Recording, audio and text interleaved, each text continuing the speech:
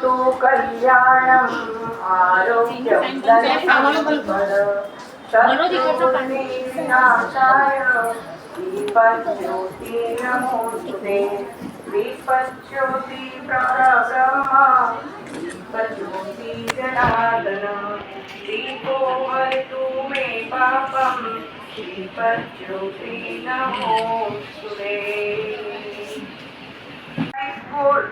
High school तेव्हा दादावाला junior कॉलेजના principal Shrimati અનુષાબેન સેલો, શેઠ હકમચંદ ઈશ્વરદાસ ગુજરાતી પ્રાથમિક શાળાના પ્રિન્સિપાલ શ્રીમતી ઉર્મિલાબેન પટેલ, હાઈસ્કૂલના સુપરવાઇઝર શ્રીમતી સ્મિતાબેન રાવલ, ભાવેશભાઈના સાથી શ્રી પાર્થભાઈ રાખાણી, શ્રી સત્યમભાઈ તેમજ સૌરભભાઈ, સર્વ શિક્ષકગણ, બાલકગણ તેમજ વહાલા વિદ્યાર્થી મિત્રો, આજના કાર્યક્રમમાં આપ સર્વનું સહર્ષ સ્વાગત છે। કાર્યક્રમની શરૂઆત આપણે ધોરણ પહેલાના નાના નાના ભૂલકાઓની પ્રાર્થનાથી કરીશું।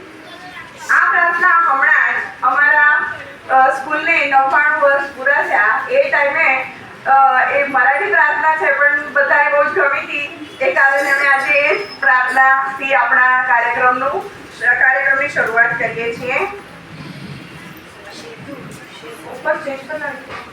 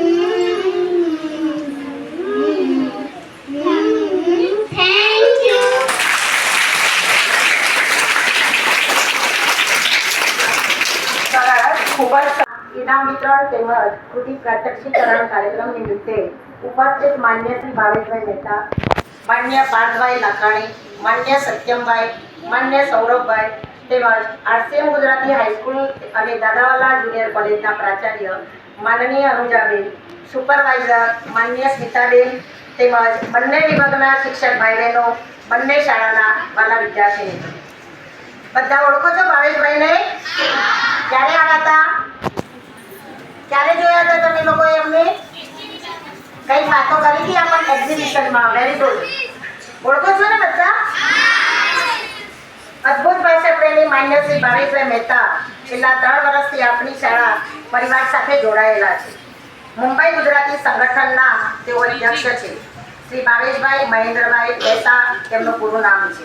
આપણી જેમ જ ગુજરાતી માધ્યમમાં ભણેલા સરદાર વલ્લભભાઈ પટેલ વિદ્યાલયના વિદ્યાર્થી છે. 10મા ધોરણથી જ યશસ્વી બનવાની શરૂઆત ધોરણ 10માં ગોલ્ડ મેડલ મેળવી અને પ્રથમ ક્રમાંકે આવેલા છે. તાળી પાડો. ત્યાર પછી બાબુભાઈ પોલિટેકનિક કોલેજમાંથી ડિપ્લોમા મિકેનિકલ એન્જિનિયર બન્યા. 2 વર્ષ નોકરી કર્યા પછી 20 વર્ષ પોતાનો વ્યવસાય કર્યો. 46 વર્ષની ઉંમરે આવકની દ્રષ્ટિએ નિવૃત્તિ લઈને સંપૂર્ણ સમય 24/7 માતૃભાષાના ઉત્કર્ષ માટે તેમણે ઝંપલાવ્યું. ડગલું ભરી કે ના હટવું આ ઉક્તિ પ્રમાણે પોતાનું કામ આગળ ધપાવ્યું. મહારાષ્ટ્રની તમામ ગુજરાતી શાળાઓની મુલાકાત લેવાનું શરૂ કર્યું. મુલાકાત લેતા લેતા વિદ્યાર્થીઓની, પાલકોની તેમજ શાળાઓની જરૂરિયાતોને સમજી લીધી. વિદ્યાર્થીઓને પ્રોત્સાહિત કરવા ઇનામ વિતરણ પણ કરે છે.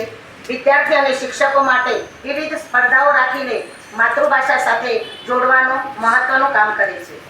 માતૃભાષાની જનજાગૃતિ માટે તેઓએ 350થી વધુ સભાઓ લીધી છે. ઘણી સંસ્થાઓના ટ્રસ્ટીઓ સાથે પણ તેમણે સભાઓ લીધી છે. માતૃભાષાની શાળાઓમાં જઈને ગણવેશ, નોટબુક તેમજ શૈક્ષણિક સાહિત્ય પણ આપે છે અને જરૂરિયાતમંદને પરિવહન ખર્ચ પણ આપે છે. વિશેષ કે કોરોના કાળમાં પણ તેઓએ 15 આંતરરાષ્ટ્રીય સ્પર્ધાઓ લીધી છે. 200 વિદ્યાર્થીઓને શિષ્યવૃત્તિ આપી છે અને 1150 જેટલી રાષ્ટ્રીય કીટ લોકોને રાશનની કીટ આપી છે. તે ખૂબ જ ગર્વની વાત છે. તાળી પાડો. તેઓ માતૃભાષા ઉપરાંત અંગ્રેજી ભાષા ઉપર પણ વિશેષ પ્રભુત્વ ધરાવે છે અને વિદ્યાર્થીઓને અંગ્રેજી સ્પોકન પણ કરાવે છે. આનંદની વાત તો એ છે કે આ નિસ્વાર્થ માતૃભાષાના સેવક આજે આપણી શાળામાં સામેથી નબળા બાળકોને આર્થિક સહાય અથવા અન્ય શાળાઓની મુલાકાત, સંસ્થાઓના પદાધિકારીઓ સાથેની મુલાકાત આ જ ખોટા હોય એટલે આખો દિવસ 24/7 ભાવેશભાઈ આમ જ હોય છે. એ મને ખબર છે. એ ગર્વની વાત છે. અત્યારે પોતાના ધંધા પાણી છોડીને માતૃભાષા માટે આટલો સમય આપે એવું કદાચ કોઈ વ્યક્તિ તમને નહીં મળે. આમ આપણી માતૃભાષા, આપણી જવાબદારી સંપૂર્ણપણે તેઓ નિભાવે છે. કારણ કે આપણા સ્વપ્ન હાસ્ય અને રુદનની ભાષા એટલે માતૃભાષા. ગ્રહણ શક્તિનો સહજ માર્ગ એટલે આપણી માતૃભાષા. આપણને સૌને ખબર છે કે માતા અને માતૃભૂમિ વચ્ચેનો સેતુ આપણી માતૃભાષા છે. તેમાં જીવન મૂલ્યો માતૃભાષા દ્વારા જ સમજાય છે. બીજી અનેક ભાષાઓની ઇમારત માતૃભાષા પર ચણાયેલી હોય છે. આપણે રાષ્ટ્રનો પ્રાણ, આપણી સંસ્કૃતિને માનીએ છીએ ત્યારે આપણી માતૃભાષા તેની પ્રાણ શક્તિ છે. માટે જ આજથી આપણી માતૃભાષા, આપણી જવાબદારી ફક્ત ભાવેશભાઈની નહીં પણ આપણા સૌની છે. ધન્યવાદ. ઉર્મિલાબેન અને શ્રીમતી અનુજાબેન સોલેટ.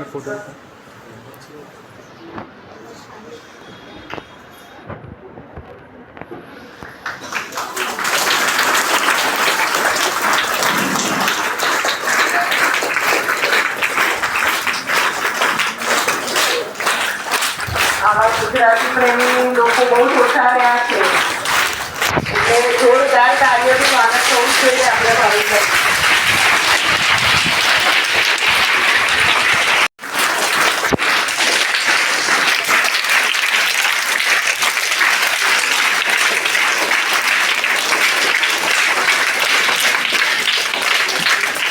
અને સત્યમભાઈ અને સૌરભભાઈ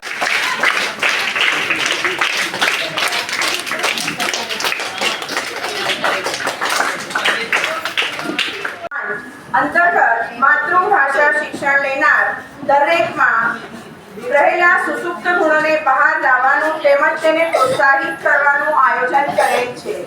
તેમાં જુદી જુદી સ્પર્ધાઓને સમાવિષ્ટ કરેલી છે, જેવી કે ગાયન, નૃત્ય, અભિનય, મહેંદી, રંગોળી, ક્રાફ્ટ એન્ડ આર્ટ એવી બધી ઘણી બધી સ્પર્ધાઓને એમણે પ્રોત્સાહન આપેલું છે. તો અત્યારે આપણે ગાયન સ્પર્ધા લઈએ છીએ.